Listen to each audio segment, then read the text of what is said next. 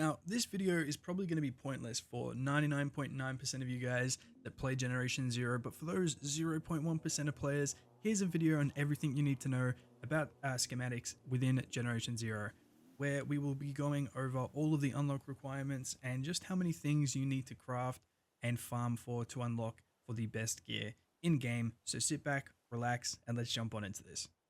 So for the companion schematics, you'll need to gather CSP, otherwise known as companion schematic points. In order to get them, you will need to have your companion accompany you into fights with machines, and you'll slowly gather these points. Now, I personally think it's worth noting that the amount you get from normal machines is very, very low. So I would not waste my time fighting normal machines. I'd take your pet runner with you to fight rivals, as you get 10 times more points this way. Now trust me, you'll understand why I recommend doing rivals more than normal machines when you see just how many points you will need for each armor unlock. Now, similar to weapons and clothing, the companion armor plates come in 4 levels from 1 crown all the way up to 4 crown. The total amount of CSP you will need to grind to unlock all of the armor plates for the companions, including the DLC plates, is 3,130 companion points.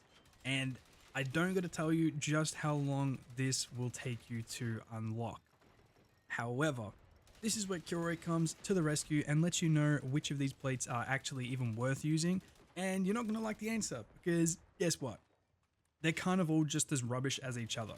And before you guys all start keyboard warrior clicking, commenting, and hating on me, what I mean by this is the fact that your companion is going to be super weak no matter what armor you use. So just pick the cheapest armor set by material cost, which by the way is just the standard armor plate, only costing wood and steel to buy, and just use that. Trust me, it is not worth the mats. But enough of the companions, as I will be doing a deep dive into those little bastards in another video.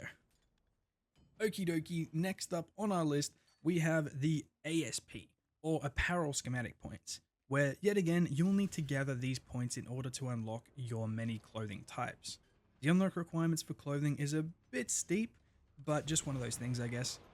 You'll need to actually farm rivals in order to gather the required points to unlock your apparel schematics.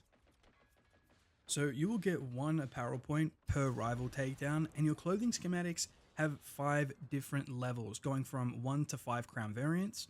And in order to unlock just one single of the 23 apparel schematics in total, you will need 24 points. That's 25 rivals down. Now, to unlock every single schematic in this tree, you will need to have taken down 552 rivals in total. Yes, you heard me correctly, 552 with a capital 5. No, I'm just kidding, sorry. For those of you guys who think base defenses are way too grindy in game, I wouldn't even bother with modifying your clothes. Well, especially if you're a perfectionist who's going for that, like the whole complete unlock. Now, again, 552 rivals is a lot of machines, but not only that, they do have a very specific spawn requirement and aren't exactly super simple to keep spawning in, so this will take some time and effort on your part. But the good thing is to note is that most people will lean towards 1 or 2 sets of clothing and not all 7 sets. So like this 552 rival thing only really matters if you're a perfectionist or a content creator or something like that. For like Kilroy, I have to grind these 552 to make videos, but you know what I mean? Like you guys won't have to. You can just stick to like the flame resistant one or the bullet resistant one, or like, I don't even know, you want to jump higher, you can jump higher. Like you know what I mean? So it's it lowers the numbers quite a bit. So just keep this in mind. Next up on our list is the experimental schematic points, and just like all the other schematics, you need, well, points. However, the experimental ammo points, you'll need to just farm base defenses and assaults. How many, you ask? Honestly, just a few. 164. Yes, that's right, you will need to take down 164 base defenses or assaults in order to unlock every experimental ammo type in game. But in all fairness, this is pretty easily achieved, and again, don't come at me in the comments. It's easily achieved compared to some of the other unlocked, like requirements. So yeah. Now look. Now look. Base defenses on easy take 3 minutes and you get 1 point. So if you lock in and smash out 164 base defenses on easy, it will only take you 8.2 hours to get the experimental ammo types for Generation 0. Now look, all kidding aside, this is something you will work towards over the course of your playthroughs. And with every experimental weapon not being available till player level 25, you have plenty of time to chip away at this number before even thinking about farming for the weapons you can use these ammos in. Alrighty, so I've actually merged these last 3 schematics together, as the unlock requirements is the exact same. So there's like no point dragging out this video and having them like individually sectioned and all that kind of rubbish. So equipment, ammo, and DLC schematic points can all be gathered in the exact same way. All you will have to do is simply craft something from each of those 3 specific categories and you will receive a point. So if I want to unlock my, say, newly bought DLC explosive arrow schematics, all you need to do is craft 7 lots of the already unlocked resistance arrows, and I will get my 7 points needed to craft everything else in that tree and gain access to my explosive arrows. This applies to the other 2 groups as well. If you want to be able to craft adrenaline shots, which are all the way down at the bottom of the equipment tree, all you will need to do is craft 468 items of equipment. It doesn't matter which piece of equipment, just any and all of them, 468 in total, and you can unlock all 18 equipment slots and then a further 160 to unlock the adrenaline shots themselves.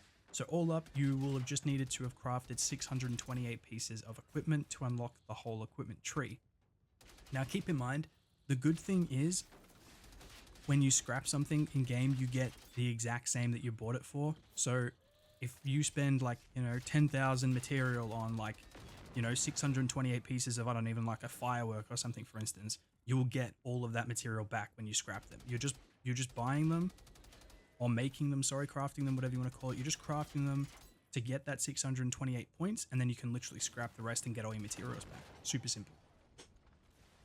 As for the ammo section, it works the exact same. Simply start off by crafting the default .32 ACP hollow point rounds until you get enough to start unlocking all the other ammo types in this section. Again, not going to waste your time. I'll cut right to the chase with you. All you need to do is craft 544 lots of ammo to unlock the whole ammo schematic section, which honestly, you'd be surprised at how quickly you can get this unlocked if you know how to effectively scrap everything you come across in game. So there you have it, guys, a quick little guide covering everything you need to know about the schematics within Generation 0 and how to unlock them. I hope this helps, but let's be real, everyone probably knew this information already, but look, what's done is done now. Anyways, if you guys have any other videos you'd like to see me make for Generation 0, be sure to let me know down below in the comments. And whilst you're there, be sure to smash that like and subscribe button to help these videos go out to more awesome viewers like yourselves. But enough of me for one day. I'll see you all in the next one. Happy hunting.